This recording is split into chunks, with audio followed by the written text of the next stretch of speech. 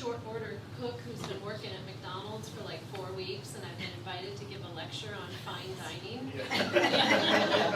So I feel incredibly unqualified to be standing up here, but I can at least talk about my experience. So keep your expectations very low.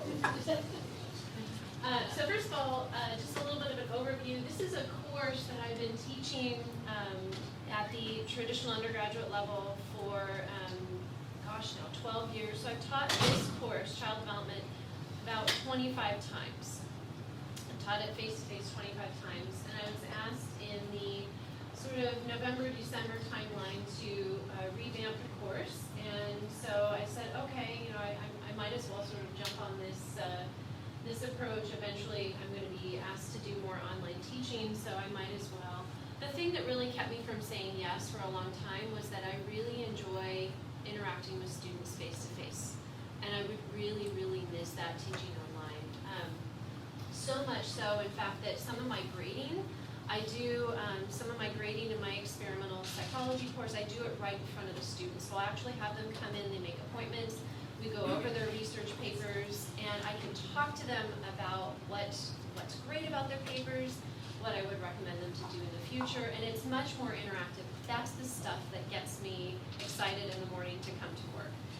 Not looking at a computer screen and reading homework and things like that. I'm sorry, but that just doesn't get me excited. So when I said yes to this, I had this idea that I would really like to still be a part of the course. So I'd still like to be a part of it, which is actually hard for me because I'm not the actual instructor. So you can see that we have a separate instructor for this course. I am just the subject matter expert. And so my job was to kind of come in and sort of revamp the course.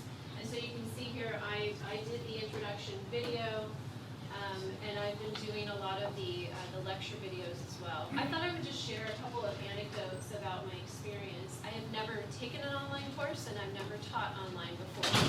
So I'm as brand new to this process as you can get.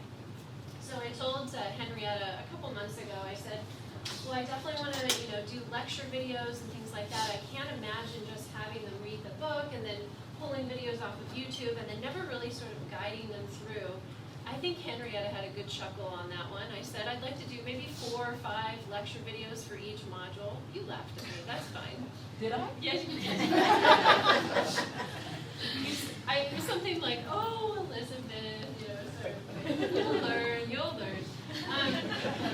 So I was sent to the Center for Online Learning to pick up an iPad, and I was given one. They have a whole cupboard full of these, just to let you know. You still have a cupboard full of these, Jason? Yeah. Yes, you do. Okay.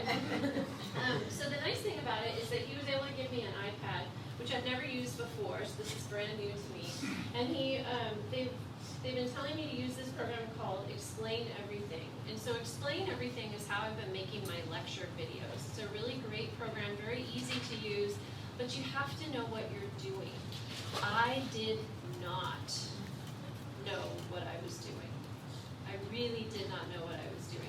So there's a couple of tricks. I thought what I would do is tell you a little bit about how to actually make a lecture video because I had no idea how to do this. You can do a lecture video in PowerPoint, but from what I've understood, when you put it in your class, students will open it up in PowerPoint and then they have to play it in PowerPoint.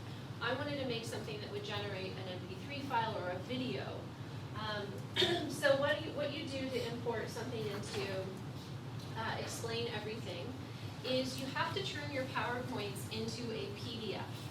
So you can't import it into PowerPoint, otherwise you get sort of a slide. So you get your screens that will just kind of scroll up instead of slides. And I wanted traditional slides. So what I learned is you actually have to reformat your PowerPoint slides. So if you have, let's say you have a PowerPoint slide with 5 bullet items, and in class you would do those one by one, right? So as you're talking about the first one, they're not madly writing down all the other ones and not listening to you. So you have them sort of sequenced. You actually have to put those 5 bullet points on 5 separate slides. So in the first slide you would have the bullet point number 1. Then you would make another slide and copy that first one again and then add a second one, so on and so forth. So it does require some effort. You have to take your existing PowerPoint slides, modify them slightly, and then you import them as a PDF into Explain Everything. So I thought, okay, I can do this, right?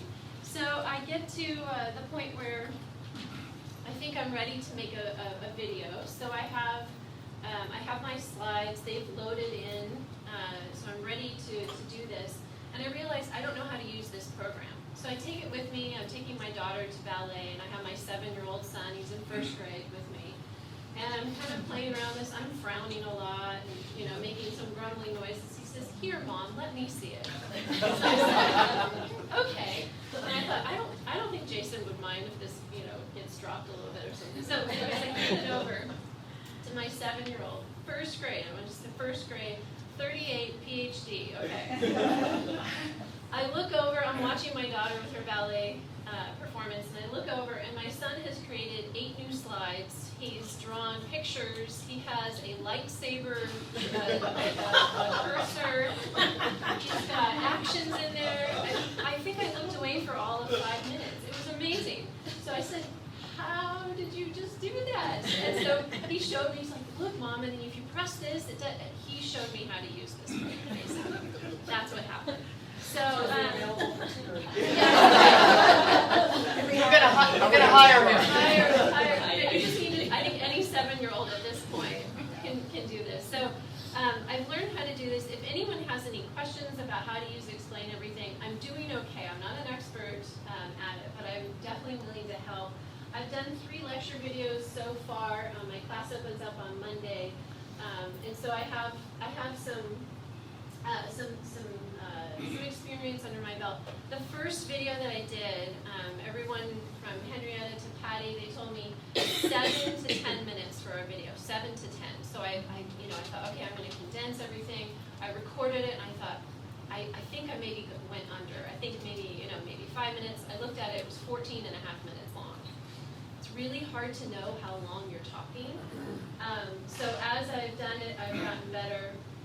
And then I would also encourage you, when you're making your lecture videos, don't hang out here at FPU. There's too much going on. The first time I did it, there was a helicopter hovering over, and then sirens passing by. Make sure you're in a quiet place, because it will pick up lots of noises in the background and things like that. So I would just say that that's all I wanted to add. I know we're running short on time, but if anyone has any questions about Explain Everything, I'd be willing to share. And I also want to say, I haven't gotten a chance to work with Patty, because I've been working with Mary Bennett, who actually works at Fresno State. I think we overburdened the people from COL, and so I've been working with someone at Fresno State, and it's been a wonderful experience. So that's all I wanted to say. Thank you. Can I show a little of your video? Sure. That will be embarrassing, but go ahead. We're always interested in how continuous or discontinuous is development. In other words, is continuous smooth? Does it start in one point and gradually increase? So let me give you a little idea of what that would look like. So if I'm drawing a graph, continuous development would look something like this. So development would just sort of be gradual. It would progress slowly, but there's no major stops or starts. A discontinuous viewpoint, I'll draw over here, I'll mark that with a D. Discontinuous basically assumes that development has moments where there is great change and then a plateau, change and a plateau, that the child gains a new skill and maybe they practice it for a little while.